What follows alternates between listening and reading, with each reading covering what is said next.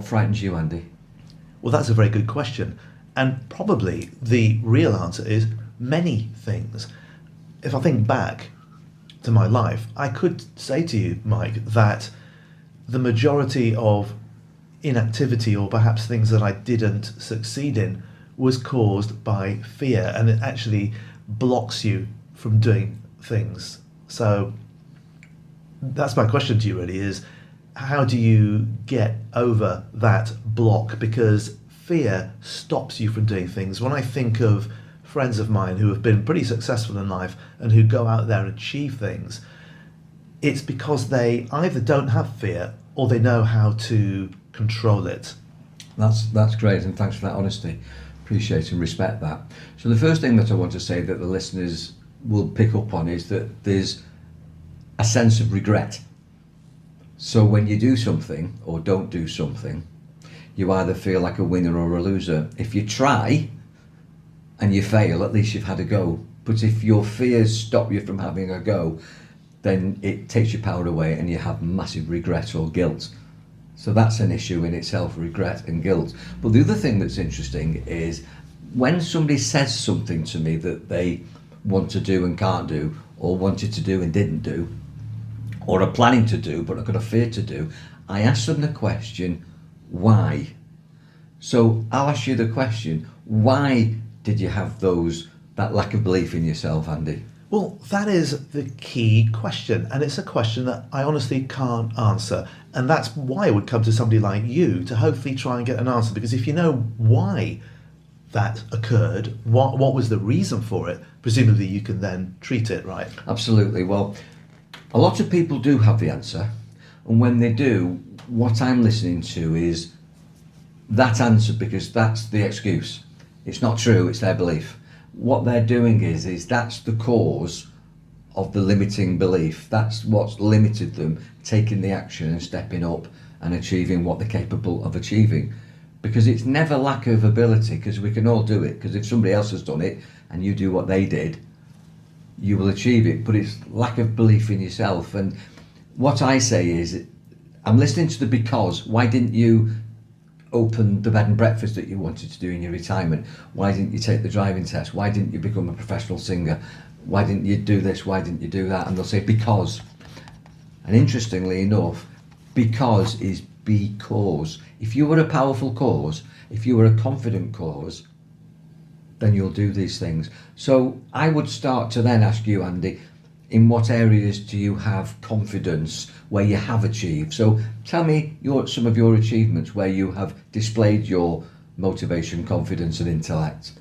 Well, I think that generally, perhaps I could say it's in the way that I have not been afraid to follow a path in life that took me far away from my roots. You know, I was born in the UK, but I ended up wanting to improve or change my life, and so I stepped over the fear of not having any friends when I relocated, stepped over the fear of am I going to be alone. So I can edit that bit out. And I went on to do a lot of different businesses, try a lot of different activities, and I think along the way I met interesting people, had interesting life experiences, but I wouldn't say that I was particularly successful in any one of those areas. And I think the biggest fear that I've always had is not being good enough, and I still probably haven't got over that today. It's interesting that. A number of things I want to say there is that you are good enough. So I'm telling you now, you're interviewing me, you're a wonderful guy with great skills and a fantastic personality. So I'm sure the listeners love you, as do all your close friends and family and myself. Thank you very much. But a lot of people don't believe in themselves. They don't necessarily love themselves. And I actually asked that question. Now, I don't want to do a therapy session with you, but you can self-reflect on this. How much do you love and like yourself? How much do you respect yourself? And to the degree that you love and like yourself will determine what heights of success you achieve. Can I just jump in there, because we are in Thailand? I'm just going to make perhaps an interesting cultural distinction. When I was in Europe, or the Northern Hemisphere, in the West, you come across this quite a lot, people who don't have self-confidence and they don't like themselves. They really don't. I just feel it. There's a lot of that sort of thing going on there. When you come over to Thailand, a lot of people that I've met here, particularly the ladies, they always tell you, I love myself, I love myself. It's kind of built into their DNA and they're not afraid to tell you. Interesting distinction. Have you found the same thing? Absolutely. There's a great inner confidence, and it comes from the inner peace that they're taught at school through Buddhism.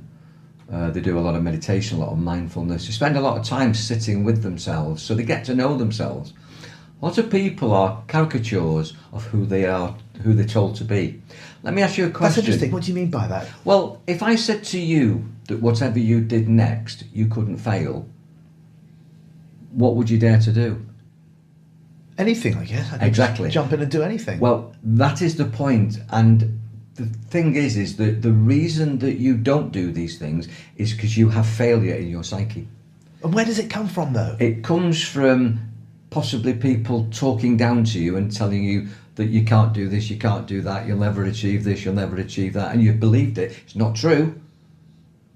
So you've been indoctrinated. So could it come from your own family? You could actually have been surrounded by family members who don't give you confidence. It always comes from people that you look up to, regrettably.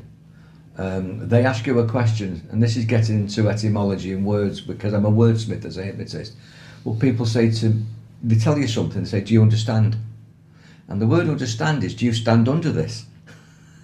In other words, listen to me, I'm telling you who you are. Now the question that I asked you before is if you told yourself who you are, if you believed that you could do anything and that you wouldn't fail, what would you dare to do? Now the question is for the listeners, what dare they do if they knew they couldn't fail?